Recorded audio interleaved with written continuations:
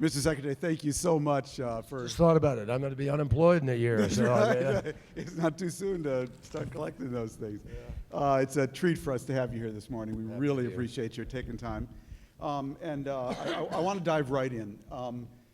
Are we going to get a deal here in Paris? And why will it be important? Well, look, I hope we do.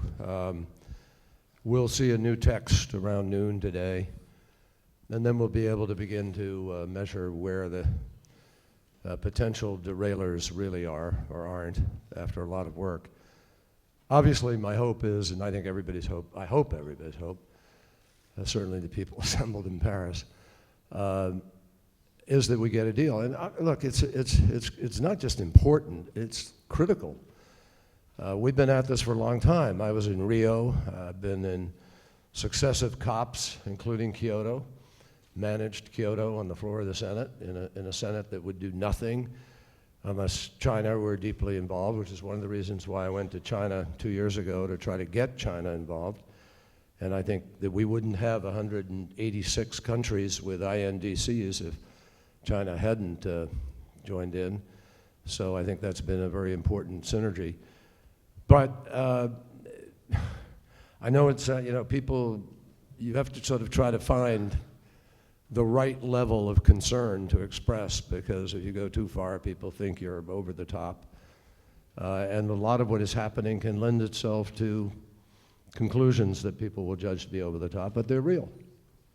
They're absolutely real. Science is science. I keep trying to say this to people. I mean, this is not based on a supposition, what we're doing. It's not based on a theory. It's not an ideology. It's based on years and years of scientific analysis and study.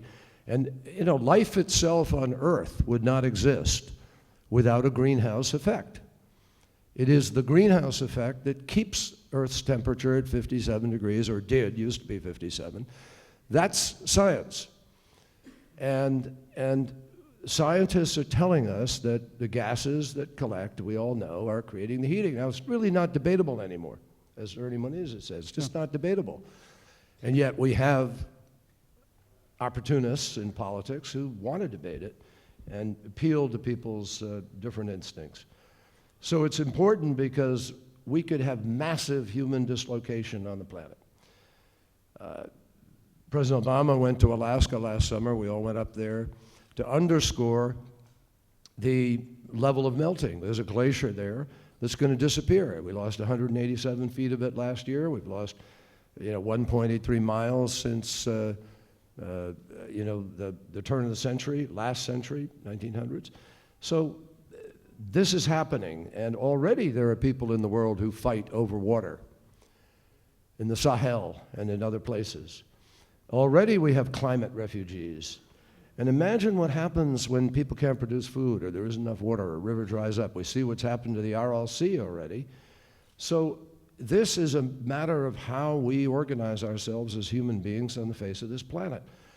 And but what we need to grab onto, and many of you here, particularly those in business, already have, is this doesn't have to be disruptive in a negative way with respect to economies. This is the most extraordinary market opportunity in the history of humankind.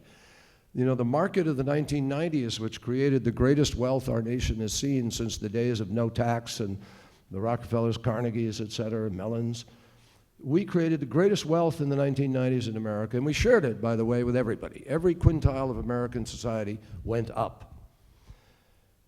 But this is a bigger market. That was a $1 trillion market with 1 billion users. This is already a 4 to 5 billion user market and valued at multiple trillions of dollars. And we're going to spend at least 17 trillion in the next 10 years on new energy projects, et cetera. So that's why AT&T and Microsoft and Apple and Google and Walmart and GE and a whole bunch of companies have signed on to the President's business initiative, and they're already making pledges to make sure that their products are produced without a huge chain of deforestation, with a virtuous fuel cycle, with sustainable practices and outcomes. And that's going to be the difference. The young people growing up now, all of whom are in touch with each other 24/7 around the world, are not going to stand for the hypocrisy, and they're not going to stand for the delay. They're going to demand products and goods and options that are sustainable, and we owe it to them. That's why this is what is so important in Paris. Now, final comment. I don't expect Paris, and I never expected Paris, given the Kyoto experience, to come out with a firm, we're going to hit 2 degrees and everybody's going to live by the same standard. That didn't work. It's not going to work. The virtue of this is that every country is designing their own plan, and every country is coming to the table with what it can do, not what it's being told to do. And that differential is going to create a huge momentum. And I believe the reason it is so singularly important is that that market that I just talked about is going to explode if we get the right market signal coming out of Paris. And I've never looked to the government to be the savior here. Government isn't going to make this decision. You are. Businesses are. This is going to be a business-driven transformation that will take place, combined with just consumer demand and voter demand, ultimately. And you're seeing it in China. I mean, China just shut down its schools for 2 days and its transportation and said no open fire burning. And you see on the news today the pictures of what Beijing looks like. They have to do it. And they're concerned that if they don't do it, it could be destabilizing to the party and to the party's interests and control of the country. So I think you're going to see a mass movement here, particularly if Paris comes out with the judgment we hope. Mr. Secretary, about 1.5 years ago, I actually went to northern Syria, Raqqa province, now the home of ISIS, and interviewed Syrian refugees from the terrible drought in Syria that preceded the civil war there. To what extent is the European migrant crisis, which we're really now in the middle of right here in Paris, to what extent do you think that's climate-driven? Well, excuse me. There's a percentage, Tom. I don't have the ability to tell you sort of the full degree. It's not the majority. Let me just make it clear. About 1 million people plus, I think about 1.2 million to 1.5 million, moved because of a massive drought in Syria towards Damascus. And clearly, that was destabilizing to some degree because you had a massive Sunni population moving in. And as the civil war began to take hold, they began to take sides and had an impact. But it wasn't a cause. But more broadly, because we're getting a lot of African refugees, particularly from the dry lands of Africa. Well, that's a different, yeah, that's partly, I mean, it's a combination of things. The biggest challenge globally, I think, is governance, bad governance, and corruption. And the combination of it is driving people away. I mean, the fruit vendor in Tunisia who ignited the Arab Spring self-immolated because a policeman slapped him around because he had to pay his bribe, and he got fed up and said, I'm not going to pay my bribe. And he went to the police station to protest and lit himself on fire. That is what ignited the Arab Spring, the Tunisian Spring to start it with, and the departure of Ben Ali, and then moving to Egypt and elsewhere and throughout the world. That's what ignited Syria. Syria began with a bunch of young people who went out to protest for jobs and for a future, and they were met by Assad's thugs. And then the parents came out and protested the way their kids were treated, and they were met with bullets and ultimately bombs. That's Syria. So I think one of the greatest challenges we face generationally, all of us, is going to be very different from the 20th century, which was driven by state actions and state ambitions. Here we have state ambitions, but they're manifesting themselves in much more of an economic presentation. But the millions of kids, massive numbers of countries, just look at the demographics. 30% are what, 50 and 60 and 65% under the age of 30, 35, depends where you are. But just think about that. And if they don't have jobs, and they don't have an education, and they don't have an opportunity, and their country is being stolen by some oligarch / dictator who's squirreling money away somewhere else, and that steals the future of that country, we're all in trouble. So bad governance is driving a lot of folks to find opportunity, and that's why they're pouring across the borders to Germany and to Europe. To what extent, though, do you think that's being fueled by climate stresses in places like Africa and the Middle East? Absolutely. If you can't get food easily, if the food is too high priced, if you can't, various things contribute to that. But it's really the combination. I'm not going to sit here and say it's all climate driven. Right. It could be more climate driven in the future if we don't respond properly, because you're going to have more massive dislocations. Give me an example. Yeah. In the United States, we coped with 8 storms since I became Secretary of State, each of which cost us more than $1 billion. But when I say more than $1 billion, it was actually $165 billion, $160 billion total for those 8 storms. We're here struggling to find $5–10 billion for the Green Climate Fund, and we're spending $165 billion to clean up the mess from a number of storms which are intensified because of what is happening. And there are countless other costs. The cost of coal is not 6 cents per kilowatt hour. The cost of coal is the cost of a bunch of people who die and who are hospitalized because of environmentally induced asthma, because of the air quality in a place like Beijing.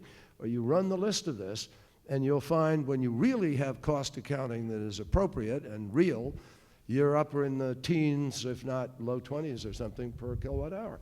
People need to think more carefully about what real costs are and do a better balance sheet, frankly. As Secretary of State, though, do you think that these climate issues, direct and indirect, have occupied your agenda more than your predecessors? Well, I think that's partly by choice. Mm-hmm. I've been involved in this since I was Lieutenant Governor of Massachusetts when we dealt with acid rain. And through the years in the Senate, Al Gore and I came in the same class, 1984. And Al, as everybody knows, has been a spectacular leader on this. We all went, Tim Wirth, Al Gore, John Chafee, myself, Frank Lautenberg, a group of us went to Rio in 1992 to the Earth Summit. And we've been involved ever since. So I led the efforts in the Senate to try to get a legislation. And, I'm lucky to have a president who is deeply committed to this issue. Barack Obama has needed zero arm twisting on this. He is passionate about it. He's genuinely engaged. He's been on the phone to leaders. He's working the issue. He has led the administration, obviously, as president, to put in place a climate action plan. He's insisted on doing things executively that he was not able to get through Congress. I think he's shown terrific leadership and courage on this. And so there was a natural combination between us, really. Being Secretary of State's a hard job, especially now. I would assume, though, Mr. Secretary, it's a harder job when you have a presidential candidate, Donald Trump, calling for banning of the entry of all Muslims into America, when you're trying to put together a coalition in the Middle East to fight ISIS, and when you have a Republican caucus, and I think a delegation here, coming to Paris or telling Paris, don't pay attention to those guys, you'll never get it passed in the U.S. Senate. Talk about both of those thorns in your side. Well, we don't have to pass this in the U.S. Senate. Should we? Should you want to? If you were going to have a legitimate debate. Interesting. Well, I don't know what you mean, Mr. Secretary. I think that it's very sad. I was excited to be elected to the United States Senate. I loved my years of service there. But they began to change in the 1990s. And I regret that the Senate is as gridlocked as it is today and as troubled as it is. And therefore, our nation is challenged by that. Now, I stay out of politics. I really, I try to stay out anyway, put it that way. But on this one, I have to say something because it involves my job. Yes, that's why. And it involves our country. And everything we're doing is exacerbated, trying to do. We are, ISIL is not Islam. And there are courageous Muslims around the world, in the Middle East, elsewhere, standing up to it. There are people fighting ISIL. And we cannot succumb to plunking everybody in the world into one pot. And I mean, that is not America. That is not our Constitution. And we, in our policies, have a policy of non-discrimination and a policy of religious tolerance. And frankly, what Mr. Trump has said it runs contrary to all of that and makes our job of reaching out to people and sharing the real America just that much more complicated and that much more difficult. And that's about as diplomatic as I can put it.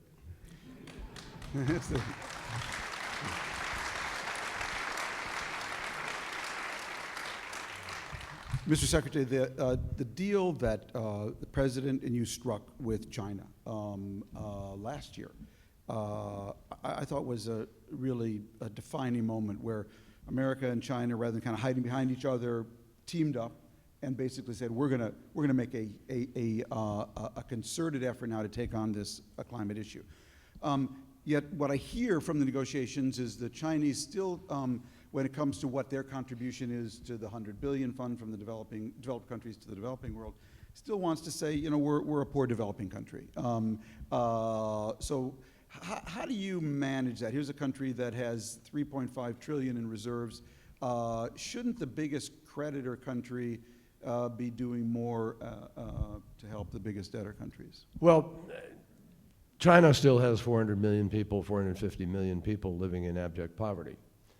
And yes, China has done an absolutely astounding job of bringing people in from an agrarian society into a more industrial society. And I think that hopefully we can work quietly and effectively with China to bring them even further on board. But I think China has made a huge difference and has already stepped up significantly. My hope is, I talked to the state councilor, Yang Zheshur, just yesterday, and met with the Chinese delegation, and we were working on issues. My hope is that they will embrace the full measure of this agreement. But without China's participation, we wouldn't be where we are, to be honest with you. They've been really essential here. I understand their fears and concerns. I think we can address them, and that's my hope here. By the way, just going back to that other issue, it just flashed in my mind. When I sit at the State of the Union message, I come down the aisle and I plunk down just on the right-hand side of the aisle there, staring me in the face, I believe it's directly in front of me, but maybe to the right, is a panel. And engraved in the panel in the United States Congress is the word tolerance. Tolerance and justice. And you go down the list of these things. And I was struck by that the other day when I was there listening to His Holiness, to Pope Francis. And my eyes fixed on that. And so we need to stay true to who we are. We've spent a lot of energy and a lot of blood to carry those values around the world. And tolerance is absolutely essential, and it is a key ingredient to what is missing in the heart of the Middle East, and certainly in the perverted, horrendous presentation of a Daesh.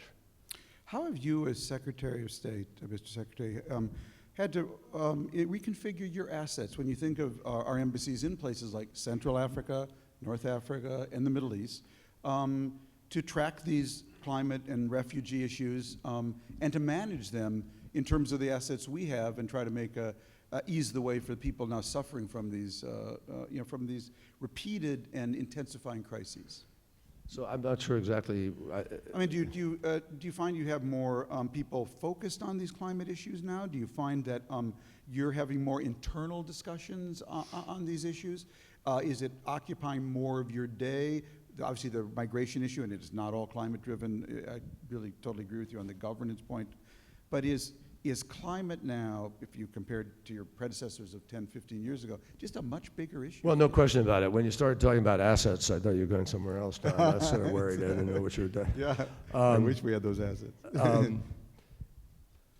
The answer is yes, inevitably. First of all, lots of countries are seized by this. I mean, this is a big issue. Also, by the way, you know, it's a voting issue in many places. Our objective is to make it more of a voting issue, to get more people who are zeroed in on this and who will vote because of their choice about climate change and not just their choice about Medicare or pension or, you know, whichever. This has to become a voting issue too, and I think increasingly it is. So energy policy as a whole is very much central to foreign policy today. I guess what I mean is, as secretary, you've had to deal with the biggest migration crisis, not you alone, obviously you and our allies, of any secretary of state since World War II. Yeah. We've got a lot of people on the move now. And that's very Politically very, driven, climate driven, whatever. You know. And that is a security issue, Tom, in a lot of different ways. What is happening in Europe, one of the reasons that we are moving so hard, that I have moved to the 2 Vienna conferences, Vienna 1, Vienna 2, and we're trying to push right now in the next days to convene again in New York and see if we can come out of a conference taking place right now in Saudi Arabia among the opposition in Syria and pull together an effort under the UN to get everybody to the table and move. And one of the reasons for this extra, I mean, there are many reasons. Russia's engagement shifts the dynamic somewhat. Daesh's external plotting and engagement shifts the dial somewhat. The urgency of keeping Syria whole and moving on this, but one of the ingredients, by the way, I want to make sure I say this first, the destabilization of Jordan, Lebanon, Turkey, all critical. But another add-on now is Europe. And the flow of migration to Europe, while some of it can be absorbed economically and will be good in some ways because it will drive economic growth to a certain degree and fill job holes in certain respects. And I think the Germans have made that calculation to some degree. But it's still very destabilizing politically. And it has a very serious impact. And I think France just experienced that in this by-election that just took place. And you're going to see a rise of xenophobia, of nationalism, of reaction to this that is, in effect, that has the potential to be very destabilizing politically. And could, if it got out of control and really went to even, you know, let's say it doubled or something happened, you could challenge the European project, so to speak. These migration flows could challenge the European project. Absolutely. This could be, I mean, the Schengen process, the lack of a fiscal unity, the other tensions that already exist could be greatly exacerbated, and it's a real challenge. So I think everybody feels the urgency on every level, the humanitarian catastrophe of Syria, you know, huge 2 million refugees here, 1.5 million there, 1 million over here. I mean, 4 million refugees out of the country or more, maybe 8 million wandering in the country, displaced people. Talking about Syria. Syria. 3/4 of the country already voting with their feet, so to speak. Assad controls what, 18 to 22% of the country now. And without the Russians, maybe not even that. So hopefully there's the ingredient now here for different interests to come together. You know, it's very difficult to judge how Russia is advantaged by siding with Assad, Hezbollah, and Iran against the Sunni world. So I think Russia has reasons to want to find a way to solve this. We have reasons to want to solve it. Everybody does. Have the Iranians been as helpful as they need to be on this? You know, the Iranians have it's a mixed set of choices. There's an engagement, obviously, with the Iraqi Shia militia, that complicates what we're trying to do in Iraq. But they do not, obviously, they are as anti-Daesh as any other country in the region. They want Daesh destroyed. They have helped significantly on the border of Iraq and elsewhere with respect to some of the operations, without our coordination, I might add, but they have done that. And our hope would be that Iran will first of all comply fully and move on the Iran nuclear agreement, and then we'll see whether or not there's an opportunity for them to hopefully contribute. But they have joined in the, one very significant event was really Saudi Arabia and Qatar and Turkey and Egypt and others agreeing to have Iran come to the table in Vienna. And so we had every party that has an interest for the first time at the table, and we came out with a consensus document twice. So I have to credit Iran for being at that table, being willing to try to be part of a broader anti-Daesh effort, and hopefully, let's see over the next months what kind of contribution there is, but I remain hopeful.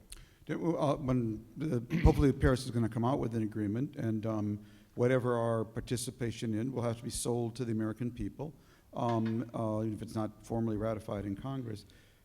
If you were explaining this to an average American, why this deal matters, and it's very hard for people to understand Paris, it's got a funny name, COP, 21, doesn't exactly, hit you right in the gut. How would you explain to the average American why this is actually important? Well, it's important because it's going to open up a whole new economy and provide jobs and security to Americans in very large numbers. We have already grown our solar base 20-fold over where it was before President Obama became president. We've grown our wind industry by 3 times where it was. We are a technologically innovative, entrepreneurially gifted country. And we have the freest flow of capital of any place in the world. And I am convinced that the combination of American ingenuity and our allocation of capital are going to combine to help America to be able to lead the world to a better economy. And I think there are millions of jobs to be created in this. The people who will build and service and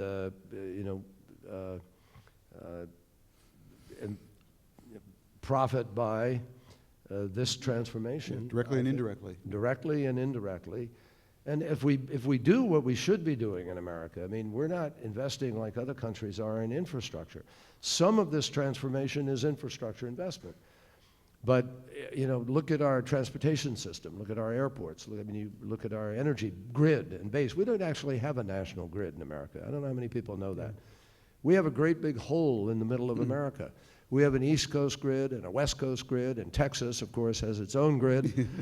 And then we have, up in the north, a little line that goes from Chicago out towards the Dakotas and so forth. That's it.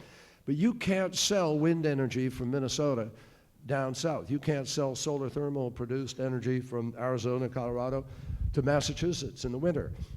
That's absurd. So we need to be investing, and I proposed an infrastructure bank when I was in the Senate for $10 billion of federal money. We could have leveraged $650 billion of private investment, which would have been worth millions of jobs. So there's a huge job base in this transformation that is waiting to be tapped and created. And I think that I would sell this just on the economics, period. Everything else is gravy. And by the way, I can't tell you how many votes I cast in 28 plus years in the United States Senate.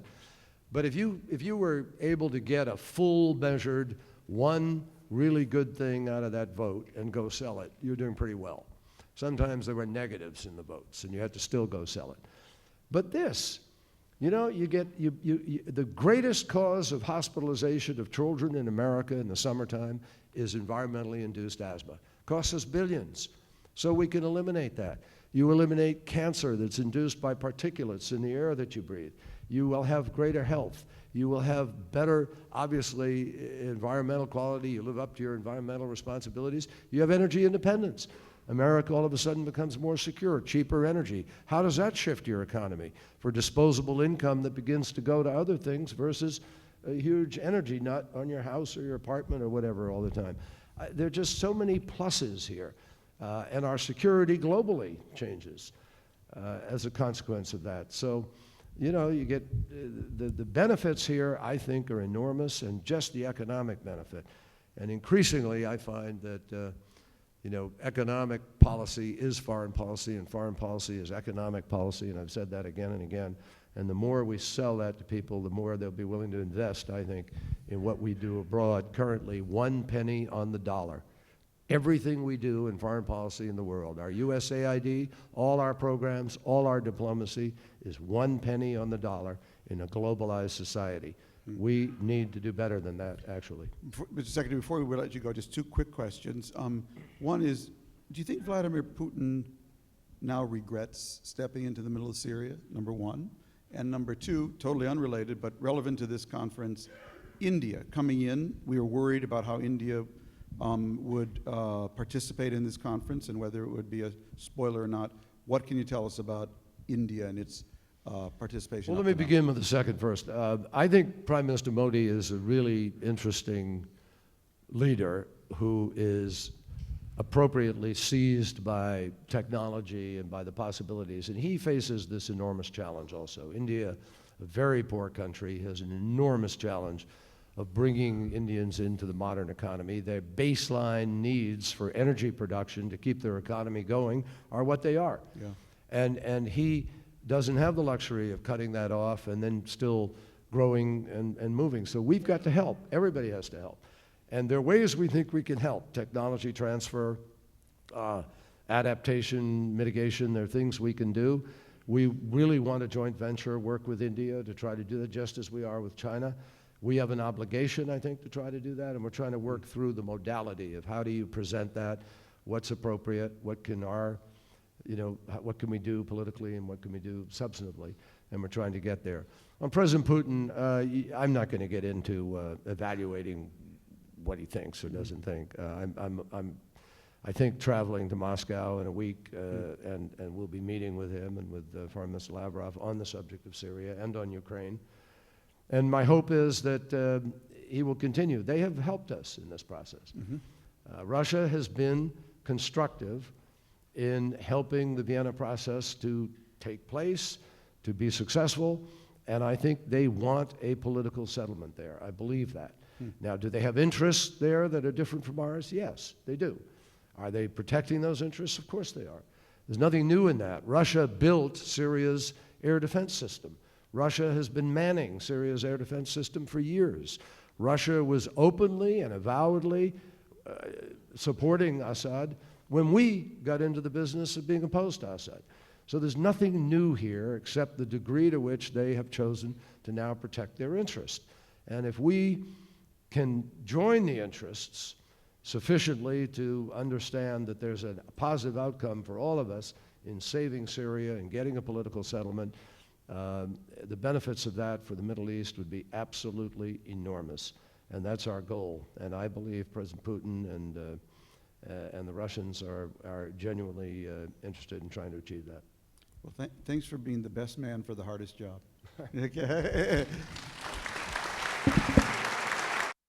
Really appreciate it. Thank you very much.